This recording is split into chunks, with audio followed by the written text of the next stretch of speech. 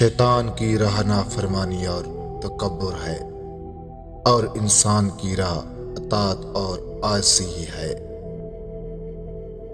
انسان اپنے مستقبل کے بارے میں کچھ نہیں جانتا، لہٰذا اللہ تعالیٰ پر بھروسہ کرنا چاہیے۔ کام کرنے سے پہلے اس کے انجام پر اچھی طرح غور کرو۔ اگر میں ایسا کرتا تو جنت میں شرمندگی نہ ہوتی۔ ہر کام سے پہلے صاحب الرائے لوگوں سے مشورہ ضرور لو۔ اگر میں فرشتوں سے مشورہ لے لیتا تو شرمندہ نہ ہونا پڑتا۔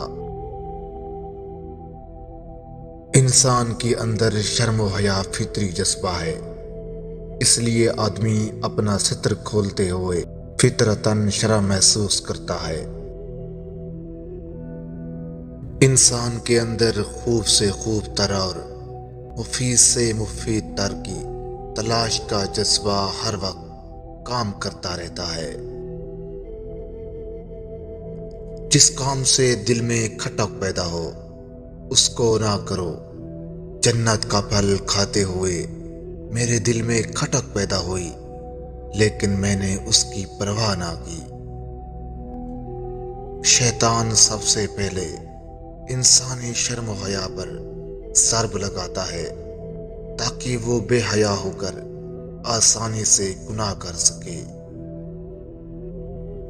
اللہ تعالیٰ کو پہچانو۔ اللہ تعالیٰ کی رضامندی میں ہی بھلائی اور بہتری ہوتی ہے، کیونکہ اللہ تعالیٰ اپنے بندے کے بارے میں بہتر جانتا ہے۔ اپنے گناہوں پر نادم ہو کر معافی مانگنے پر اللہ تعالیٰ معاف فرما دیتا ہے۔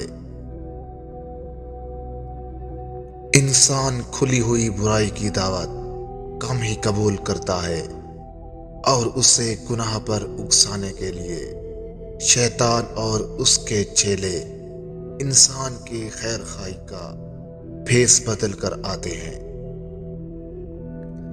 انسان کے ساتھ خدا کی مدد اس وقت تک رہتی ہے جب تک وہ اس کا تابع رہتا ہے، مگر جب وہ نافرمانی کرتا ہے تو اللہ کی مدد باقی نہیں رہتی، اور انسان اپنے نفس کے تابع ہو کر برائیوں میں پھنس جاتا ہے۔ اے ایمان والو، تم کھلے گناہوں سے بھی بچو اور چھپے گناہوں سے بھی۔ بے شک اللہ تعالیٰ نے مومنوں سے ان کی جانیں اور ان کے مال جنت کے عوض خرید لیے ہیں۔ اپنے رب سے گڑ گڑا کر چپکے چپکے دعا کرو۔ ہمیشہ انصاف کی بات کرو، چاہے تمہارے کوئی عزیز ہی کیوں نہ ہو۔ تم نماز ادا کرو، زکوٰۃ دو اور خدا کے ساتھ کسی کو شریک نہ کرو۔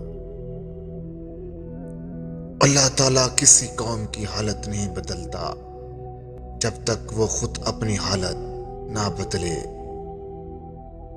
مسلمانوں، اسلام میں پورے داخل ہو جاؤ اور شیطان کے قدم بے قدم نہ چلو، وہ تمہارا کھلا دشمن ہے۔ عورتوں کی خواہشات پر کبھی عمل نہ کرنا۔ میں نے اپنی بیوی کی خواہش پر جنت کا منع کیا ہوا پھل کھا لیا، جس پر مجھے ندامت اور شرمندگی ہوئی۔ زمین میں فساد نہ پھیلاؤ۔ اللہ فساد کرنے والوں کو دوست نہیں رکھتا۔ نہ آپس میں خون ریزی کرو اور نہ کسی کو اس کے گھر سے نکالو۔ نیکوکار کی صفت یہ ہے کہ وہ اپنے غصے کو روکتے ہیں اور لوگوں کے قصوروں کو معاف کرتے ہیں۔ اللہ نیکوکاروں کو دوست رکھتا ہے۔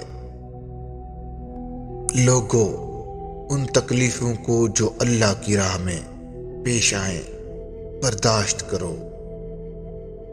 بہترین لباس تقوی کا لباس ہے۔ اے اہل ایمان کے دل اللہ کی یاد سے سکون پاتے ہیں۔ خبردار رہو کہ دلوں کا چین اللہ کے ذکر میں ہی ہے۔ بے شرمی کی باتیں کھلی ہوں یا چھپی، ان کے پاس نہ بھٹکو۔ والدین، رشتہ داروں، مسکینوں اور مسافروں سے نیک سلوک کرو۔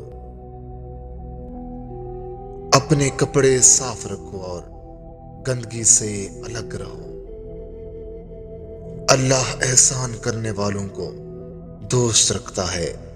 توکل کرنا مومنوں کا فرض ہے اور اللہ ان لوگوں کی مدد کو یقیناً پہنچتا ہے۔